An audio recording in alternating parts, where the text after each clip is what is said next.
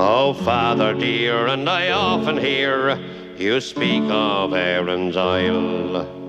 Her lofty scenes, her valleys green, her mountains rude and wild. They say it is a lovely land wherein a prince might dwell. Then why did you abandon it? Oh, the reason to me tell. My son, I loved my native land with energy and pride, till a blight came over all my crops, and my sheep and cattle died. The rents and taxes were to pay, and I could not them redeem, and that's the cruel reason I left old Skibbereen.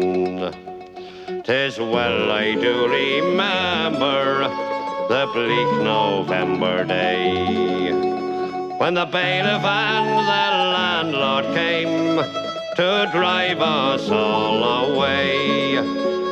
They set the roof on fire with their cursed English spleen, and that's another reason I left old Skibbereen.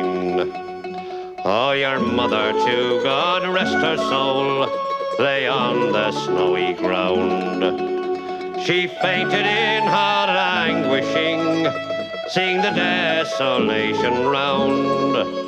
She never rose, but passed away from life to immortal dreams, and that's another reason I left old Skibbereen.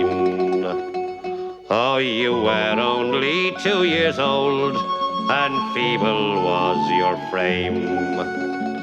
I could not leave you with my friends, for you bore your father's name. I wrapped you in my coat the more at the dead of the night unseen, and I heaved a sigh, and I said goodbye to dear old Skibbereen.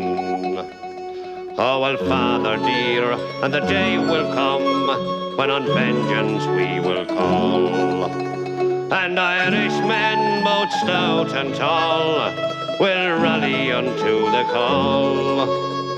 I'll be the man to lead the van beneath the flag of green, and loud and high we'll raise the cry, revenge for Skibbereen.